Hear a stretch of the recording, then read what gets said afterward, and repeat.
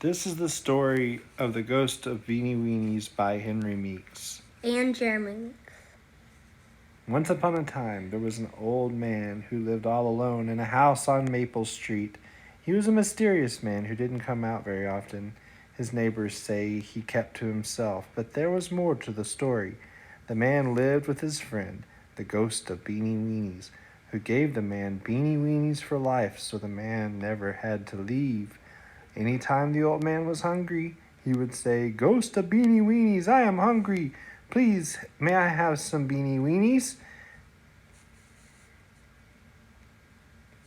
The ghost would come out of the pantry and sing, "I am the ghost of Beanie Weenies. Eat my beans and live forever." The ghost only had one request. The old man could not tell anyone about the magic of the ghost of Beanie Weenies. One day, the man was outside checking his mail, and the neighbor walked by and asked why he never came outside or went to the grocery store. The old man let it slip that he had unlimited food in his house. He quickly ran back inside of his house for fear of what he had said. The neighbor was a curious type and decided to investigate how the old man had unlimited food. One evening around dinner time, he went to the old man's window and slowly peeked in. He noticed a man sitting by the fire. Then he noticed the man speak to someone and say, "Oh, ghost of Beanie Weenies, I am hungry. Oh, may I please have some Beanie Weenies?" Then, out of the pantry, he saw a ghost fly across the room, and as he flew, he sang a song. "I am the ghost of Beanie Weenies. Eat my beans and live forever." Then, Beanie Weenies magically appeared in the old man's bowl.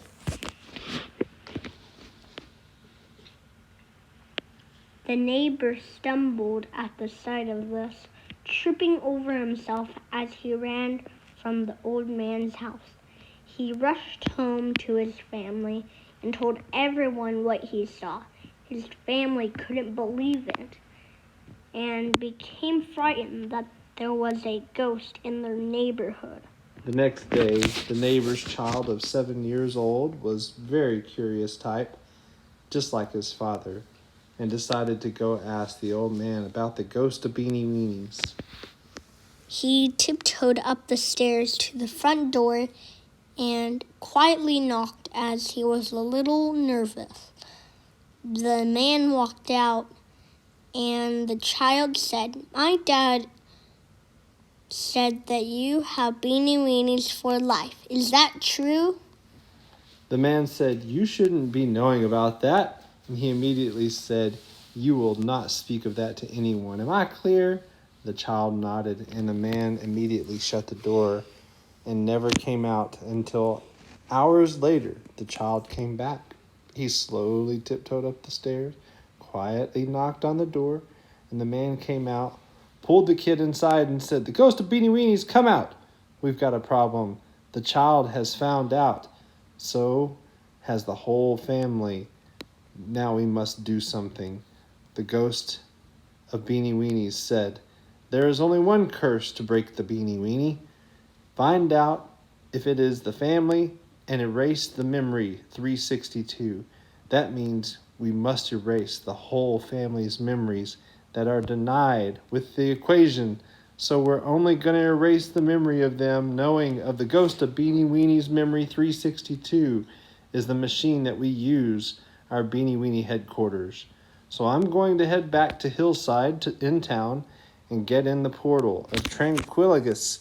That's how I'm going to get to headquarters."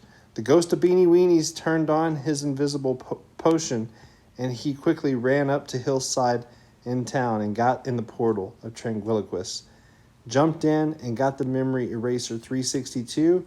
Then he ran back to the old man's house, and he gave it to the little boy and said, "Give this to your whole family and tell them to put it on their head and leave it on there for 1 minute." And then he gave it to the next person. The boy did what the ghost said. The whole family has done it. The next day, the boy came back to the house to return the memory 362. And when he did, the old man and the ghost took it and stuck it on his head and said, "Leave that on your head so then you can have a nice hat for 1 minute." The boy did it, and his memory was gone. They sent him back to the house, and that was it. They had erased the whole family's memory. They had tricked the boy in the end and lived happily ever after. The end. Thank you for listening.